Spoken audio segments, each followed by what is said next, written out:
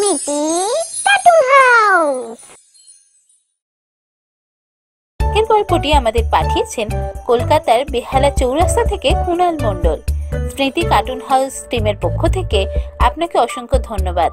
প্রয়োজনে গল্পে কিছু ছোট পরিবর্তন করতে হয়েছে, তার জন্য আমরা ক্ষমা প্রার্থী।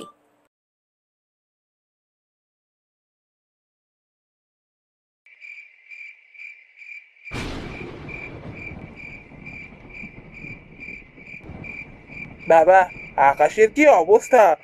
আজ মনে হচ্ছে ভালোই বৃষ্টি হবে। তোরা সব ওঠ, আমি বরং এবার দোকান বন্ধ করি। কি ব্যাপার পাঁচুদা, আজ এত তাড়াতাড়ি দোকান বন্ধ করে দিতে চাইছো? আরে আকাশের দিকে তাকিয়ে দেখ, এক্ষুনি বৃষ্টি এলো বলে। আর বৃষ্টির রাতে আমি আর বাড়ির বাইরে থাকতে রাজি নই। করিমের বিয়ের দিন রাতে যা হলো, সে অভিজ্ঞতা এখনো আমি ভুলতে পারিনি, আর ভুলতে পারবো না। সে কি গো বাচ্চাদা, কি বলছো? কিছুই তো বুঝছি না। কি অভিজ্ঞতা হয়েছে গো? আরে আর বলিস না, করিমের বিয়ের দিন যা অভিজ্ঞতা হয়েছে সে এক ভৌতিক অভিজ্ঞতা। সে কি রে ভূষণ, ভূত দেখেছিস? এই বল না রে, কি ঘটনা? একটু আমাদেরকেও বল শুনি। ঠিক আছে শোন বলছি। করিমের বিয়ের দিন আমাদের করিমের বাড়ি থেকে বেরোতে অনেকটা রাত হয়ে গিয়েছিল। পাঁচুদা যদিও সেদিন আর ফিরতেই চাইছিল না, আমি জোর জবরদস্তি পাঁচুদাকে নিয়ে বাড়ির পথে রওনা দিলাম।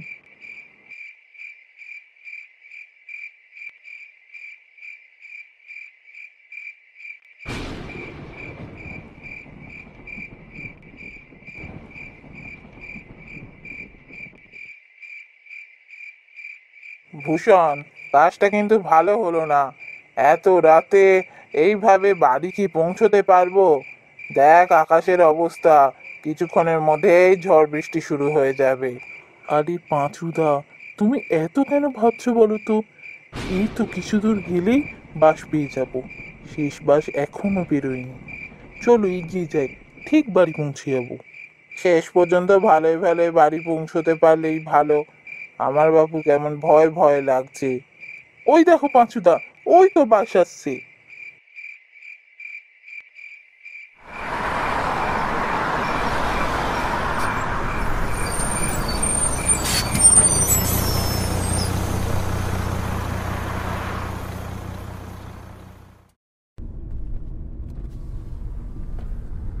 কি ব্যাপার বলতো ভূষণ, বাসটা এত ফাঁকা ফাঁকা কেন? পাঁচুদা, তুমি শেষ বাসে উঠেছো। বাসে যে লোক আছে এই অনেক ভাগ্যি। তা অবশ্যই তুই ঠিক কথাই বলেছিস। রাতের বাস আর লোকজন থাকবে কি করে?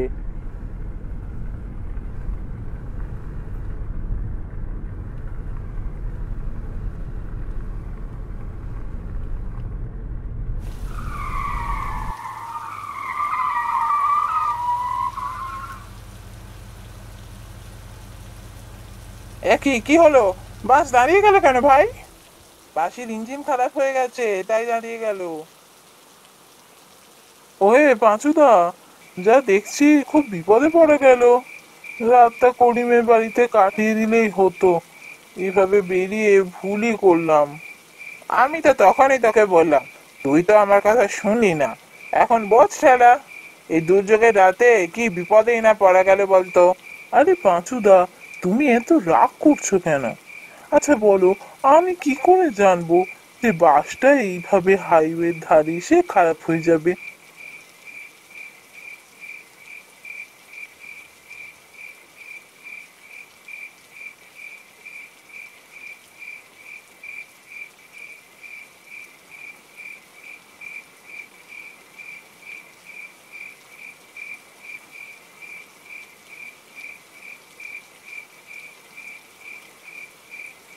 আচ্ছা দেখ তো, ওই দূরে মনে হচ্ছে একটা আলো দেখা যাচ্ছে।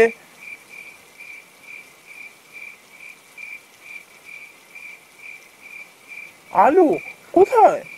আরে ওই তো দেখ না দূরে, ওই দূরে আলোটা দেখা যাচ্ছে। আলো দেখা যাচ্ছে, তার মানে নিশ্চিত থাকার কোনো জায়গা আছে। ওই দিকেই যাই। যদি দুজনে আজকে রাতটা কোন রকমে কাটানোর মতো ব্যবস্থা হয়ে যায়। পাঁচুদা, চলো ওই দূরে যেখানে আলো দেখতে পেলে সেই দিকে এগিয়ে গিয়ে দেখি। থাকার কোনো ব্যবস্থা হলেও হতে পারে। আমরা হাইওয়ে থেকে নেমে ওই আলোর উদ্দেশ্যে সেই দিকেই রওনা দিলাম। আলো লক্ষ্য করে এগোতে এগোতে আমরা যেখানে এসে পৌঁছলাম সেটা শুধু কোনো বাড়ি নয়, পেল্লায় এক অট্টালিকা, তবে এখন তার জরাজীর্ণ অবস্থা।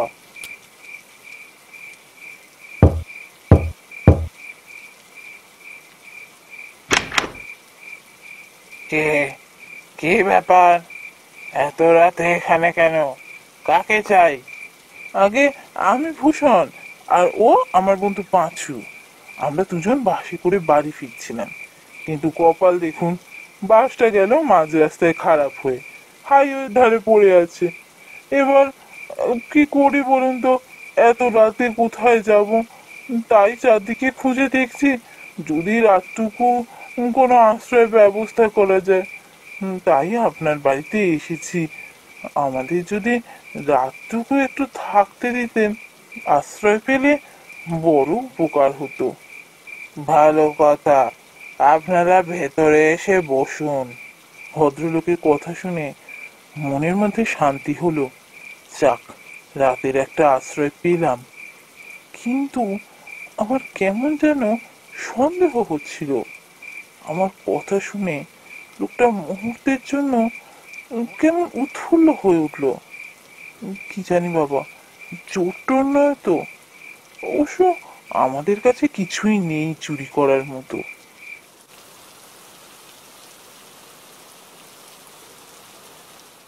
আমার সন্দেহের কথা আমি পাঁচুদাকে কিছুই জানালাম না। দুজনেই বাড়ির ভেতরে ঢুকলাম। অদ্ভুত ব্যাপার, বাড়ির ভেতরটা কিন্তু বাইরের থেকে একদম আলাদা। বাইরেটা যেমন পুরো বাড়ি হয়ে রয়েছে, ভেতরটা পরিপাটি করে সাজানো।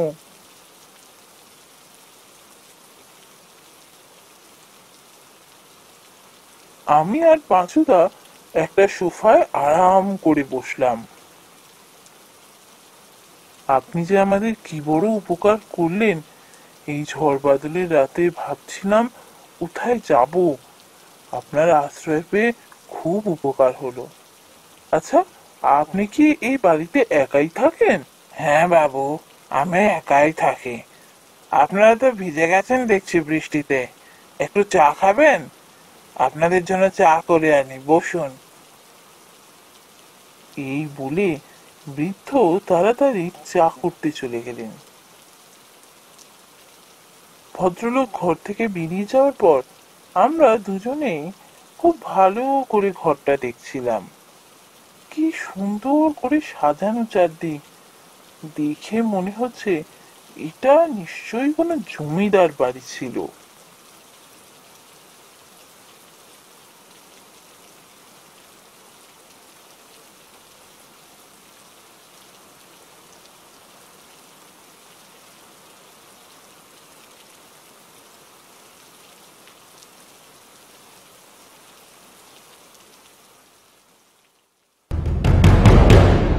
ওরে বাবা, এটা কি?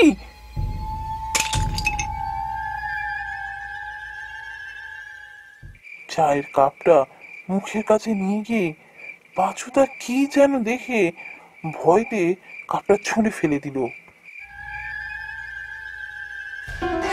রক্ত! চায়ের কাপে রক্ত রয়েছে! রক্ত! চায়ের কাপে রক্ত! কি হলো? কি হলো পাঁচুদা?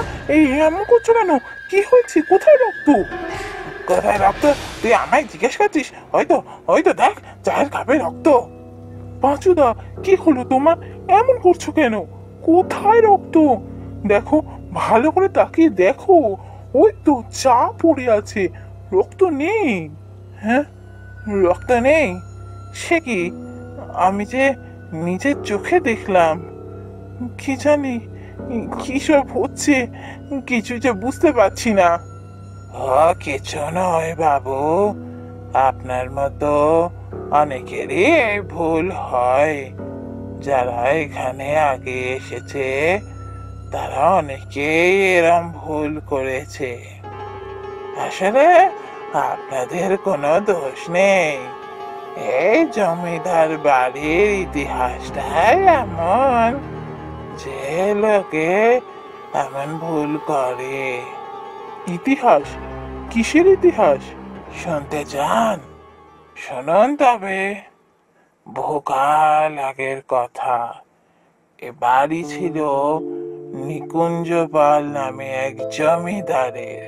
জমিদার নিকুঞ্জ পাল তার বউ আর ছেলেকে নিয়ে এ বাড়িতে থাকতো। আর থাকতো এই বাড়ির চাকর ভৈরব।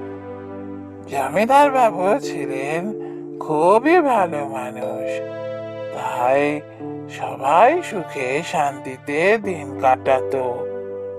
হঠাৎ একদিন রাতে, সেদিনও ছিল ঝড় বাদলের রাত, দুই অপরিচিত ব্যক্তি এলো এই জমিদার বাড়িতে।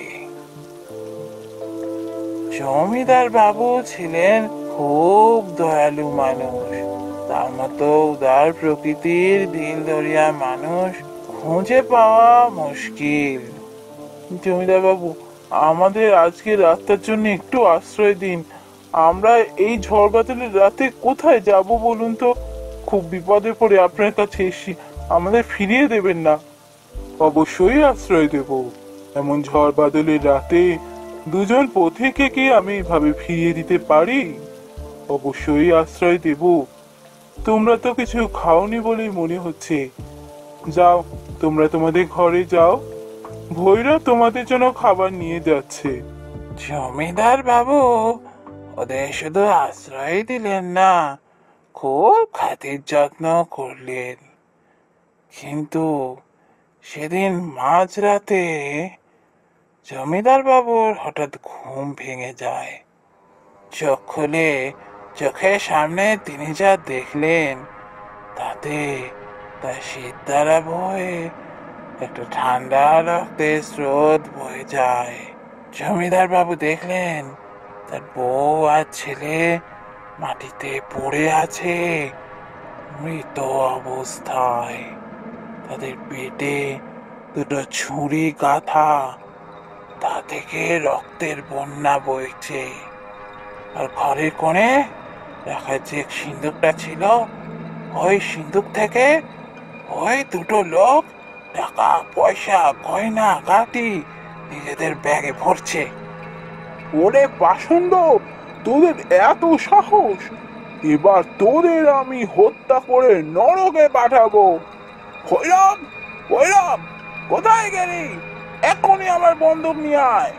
কিন্তু চাকর ভৈরবের আসার আগেই জমিদার বাবুকে ছুরি দিয়ে হত্যা করে ওই দুটো লোক। চাকর ভৈরব আসার সঙ্গে সঙ্গে ওই দুজন ভৈরবকেও ছুরি দিয়ে মেরে ফেলে। তারপর ওরা লুটের মাল নিয়ে চলে যায়। তবে যাওয়ার আগে পুরো বাড়িতে আগুন ধরিয়ে দেয়, যাতে কোনো প্রমাণ না থাকে, পুলিশ যাতে কিচ্ছু বুঝতে না পারে।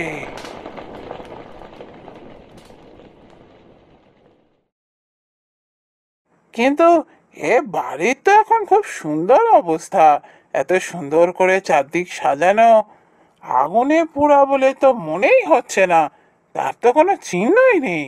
আমি তখন ইশারা করে পাঁচুদার দৃষ্টি আকর্ষণ করি।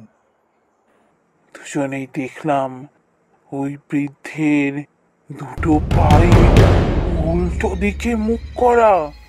তারপর চারদিকে তাকিয়ে দেখি, আমরা খেয়ালই করিনি কখন যেন চারদিকে সেই সাজানো গোছানো ঘর কেমন পাল্টে গিয়ে হানা বাড়িতে রূপান্তরিত হয়েছে। তারপর লক্ষ্য করলাম কোথা থেকে যেন দুটো অশরীরী আমাদের সামনে ভেসে এলো। বাবুরা, ভয় পাবেন না, এনারা হলেন সেই জমিদার নিকুঞ্জ পাল আর তার স্ত্রী আর আমি হলাম সেই চাকর ভৈরব। এবার সময় এসেছে, আপনারাও আমাদের সাথে যোগ দিন। দেখবেন কত মজা, কত আনন্দ, কোনো কষ্ট নেই। আসুন, আসুন। এই বলতে বলতে ওই অশরীরীগুলো আমাদের দিকে এগিয়ে আসতে লাগলো। পাঁচুদার দিকে তাকিয়ে দেখি পাঁচুদা তখন ভয় ঠক ঠক করে কাঁপছে। পাঁচুদা, চলো এখান থেকে পালাই।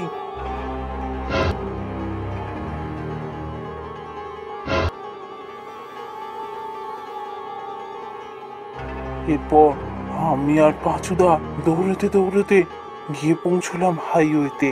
হাইওয়ে ধরেও আমরা দুজন ছুটতে লাগলাম। অনেকক্ষণ এইভাবে দৌড়ানোর পর রাস্তার ধারে একটা চায়ের দোকান দেখতে পেয়ে সেখানেই আমরা দাঁড়িয়ে গেলাম।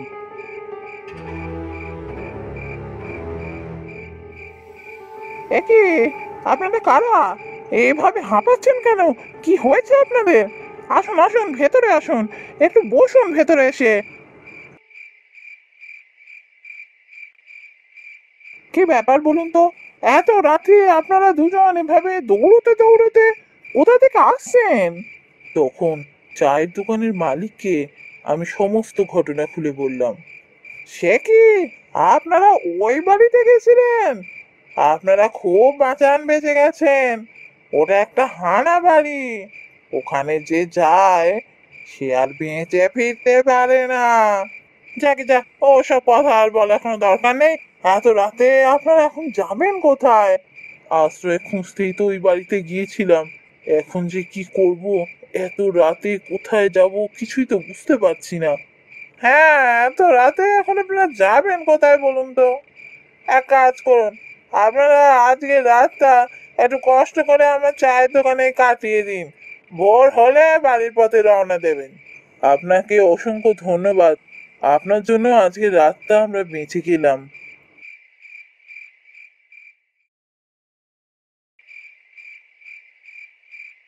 ও আচ্ছা, এই জন্যই পাঁচুদা থাকতে চাইছো না? তোর শুনে হয়তো মজা লাগছে, কিন্তু এটা মজার ঘটনা নয়। খুব বাঁচান বেঁচে গেছি। সেই রাতে আমি আর ভূষণ খুব বাঁচান বেঁচে গেছি। যাকে যাকে, অনেক রাতও হয়েছে, ভালোই মেঘ করেছে, বৃষ্টি আসবে এক্ষুনি মনে হয়। আমরা সবাই বরং বাড়ির দিকে রওনা দিই। পাঁচুদা, তুমি এবার দোকান বন্ধ করো,